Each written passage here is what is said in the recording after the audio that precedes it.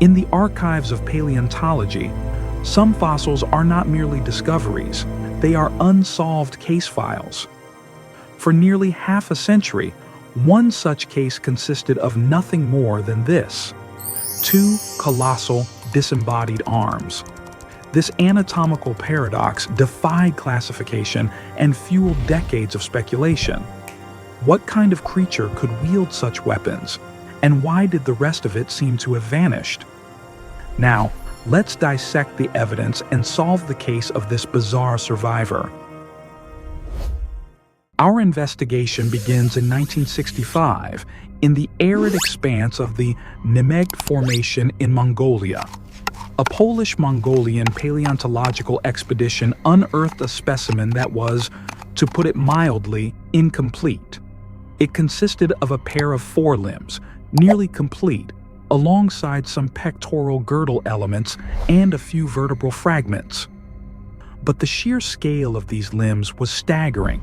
They measured 2.4 meters, or nearly 8 feet, from shoulder to fingertip, among the largest forelimbs of any bipedal animal that has ever lived. Each arm terminated in 3 formidable claws, each curving for 25 centimeters. The scientific community had a name for it almost immediately: Deinocheirus mirificus, which translates to unusual, terrible hand. The name was fitting, but it was also a label for a ghost. Without a body, a skull, or even a leg bone, Deinocheirus became paleontology's most profound enigma. The central paradox was one of proportion and function. Let's break this down with a simple comparative diagram. If we take a well-understood large theropod, like Allosaurus, and we scale its body to match arms of this magnitude, the resulting animal would be an impossibly gigantic predator, far larger than even Tyrannosaurus rex. The biomechanical stresses on such a creature would be immense, and its energy requirements unsustainable. Yet, if the arms belonged to a smaller animal, they would be comically, almost uselessly, oversized. This forces us to look closer at the evidence of the arms themselves. Here, we can observe the anatomy in more detail. While immense, the arm bones are surprisingly gracile. In a cross-section, we can see they are not as robust or thick-walled as one might expect from a creature using them for intense predatory struggles. The claws, while large, are relatively blunt and not as sharply recurved as those of raptorial dinosaurs like the dromaeosaurs. They suggest strength, but not necessarily the hyper-specialized weaponry of an apex predator. They were terrible hands, certainly, but terrible for what purpose? For nearly 50 years, this was the entire case file. The vacuum of evidence was filled with speculation. Early artistic reconstructions, based on the only available data, depicted Deinocheirus as a monstrous carnosaur, a chimera of mismatched parts. Other hypotheses suggested it might have been a giant sloth-like specialist, using its claws to hang from trees or tear into colossal termite mounds. Each theory was an attempt to build a plausible animal around a single baffling anatomical feature. The fossil was not an answer. It was a 50-year-long question mark hanging over our understanding of dinosaur evolution.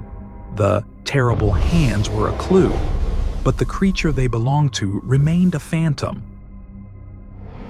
For decades, the case file on Deinocheirus remained open, containing nothing but the phantom limbs.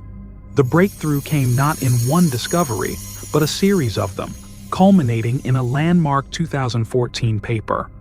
2 new, far more complete specimens were unearthed from the same geological formation. The story of their recovery is a case file in itself, involving poached fossils, international black markets, and the eventual repatriation of a skull and feet that proved to be the Rosetta Stone for understanding this animal. When scientists finally united these new bones with the original 1965 arms, the ghost at last took shape. And it was stranger than anyone had imagined. The assembled skeleton was a biological chimera, an animal that seemed to borrow parts from half a dozen different dinosaur lineages. To understand how this creature functioned, we must deconstruct it piece by piece as a biomechanical system. Let's begin with the skull, as it dictates the primary interface with the environment. This wireframe model reveals a structure completely at odds with the terrible hand moniker. It was not the deep, blade-toothed skull of a predator. Instead, we see a long, low snout that terminates in a wide, spatulate, toothless beak, functionally similar to that of a hadrosaur or a modern duck. The lower jaw was incredibly deep and robust, suggesting the anchor point for a massive, powerful tongue. This anatomy is inconsistent with predation on large animals. It is a tool for cropping, scooping, or suctioning.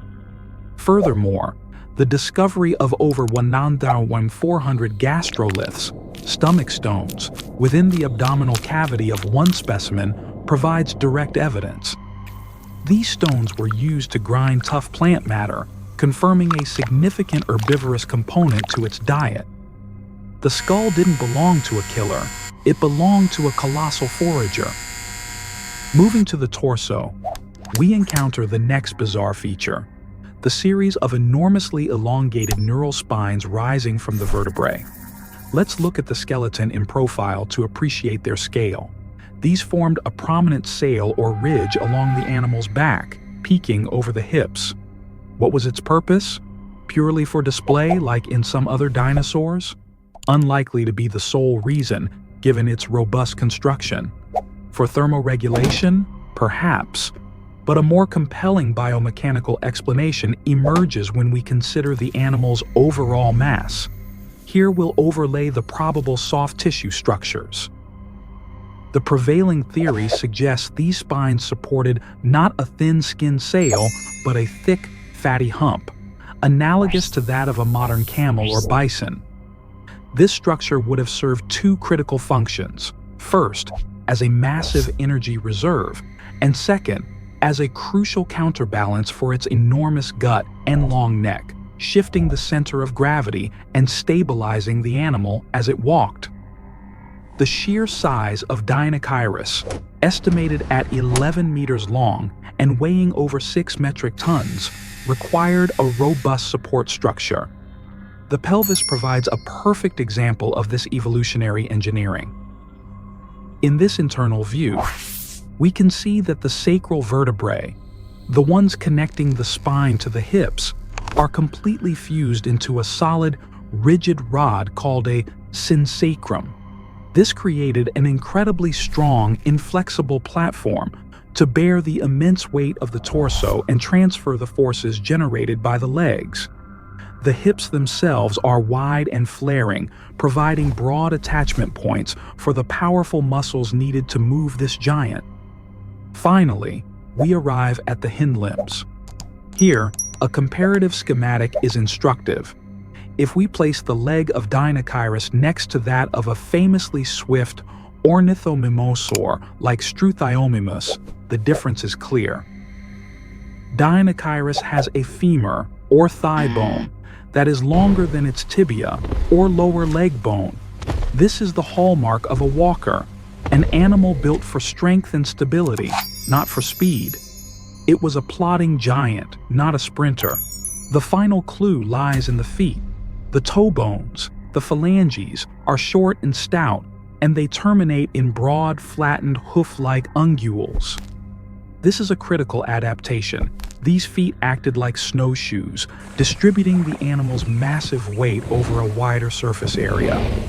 This strongly indicates that Deinocheirus inhabited environments with soft, yielding substrate like the muddy banks of rivers and wetlands, preventing it from becoming mired. So, we have assembled our creature, a slow-moving, humpbacked giant with a duck-billed head plodding through ancient wetlands on snowshoe-like feet, scooping up plants and perhaps small fish. The paradox is that this body is now attached to the original mystery, the terrible hands. Let's return to them. This wireframe model illustrates their range of motion. The arms possessed a wide, sweeping arc, ideal for gathering or pulling. They could not twist at the wrist to turn the palms downward, limiting their use in grappling. So, what were they for? Were they defensive weapons against predators like Tarbosaurus? Were they used to hook and pull down large branches to feed on foliage, like a giant ground sloth? Or were they primarily for display, signaling to rivals or mates? The body provides the context, but it does not give us a single definitive answer for its most famous feature. The how has been solved, but the why remains a question. We have reconstructed our subject from a pair of enigmatic arms into a complete, functioning organism. We have analyzed the biomechanics of its strange, composite anatomy.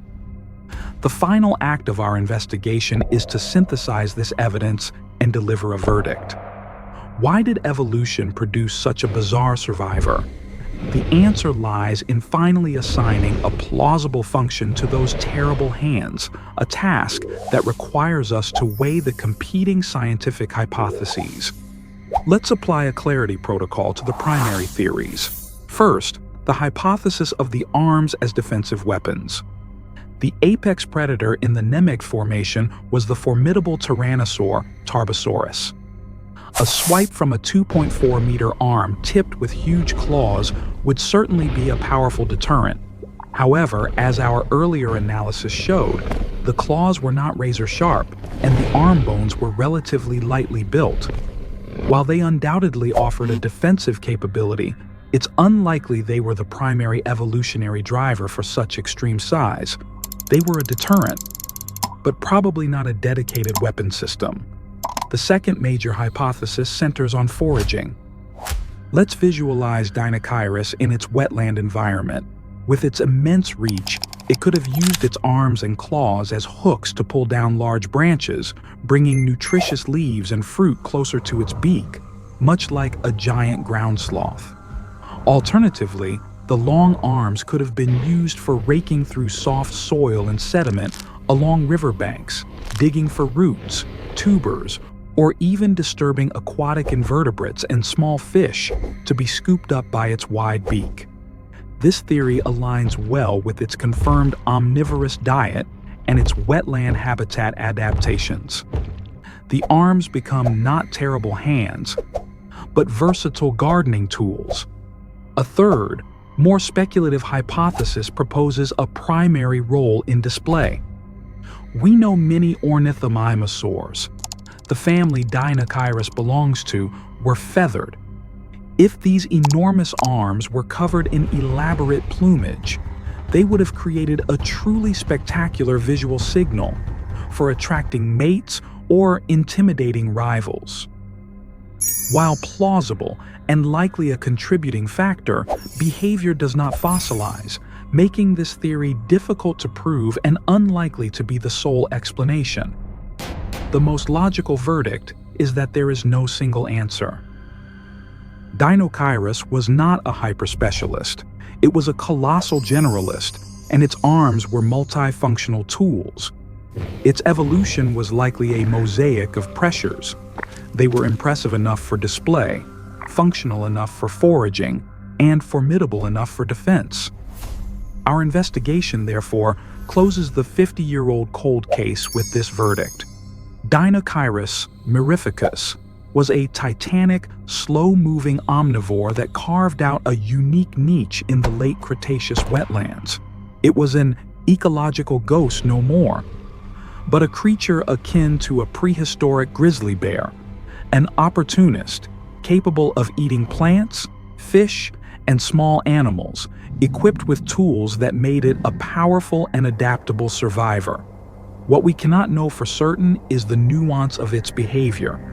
We can reconstruct the skeleton and deduce its function, but the daily life of the animal remains just beyond the reach of the fossil record. The blueprints are clear, but the machine's precise operation remains a subject of informed scientific imagination.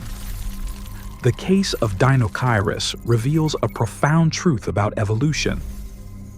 It is not always a linear progression toward a single, perfect adaptation. Sometimes it produces a bizarre chimera, a multi-purpose survivor that defies simple categorization, reminding us that the book of life has more strange and wonderful chapters than we have yet discovered. What is your hypothesis? Do you think the terrible hands were primarily for foraging, defense, or display? Leave your analysis in the comments below. And if you want to own a piece of this investigation, the detailed 3D model of the Deinocheirus skeleton we analyzed is available for our patrons via the link in the description.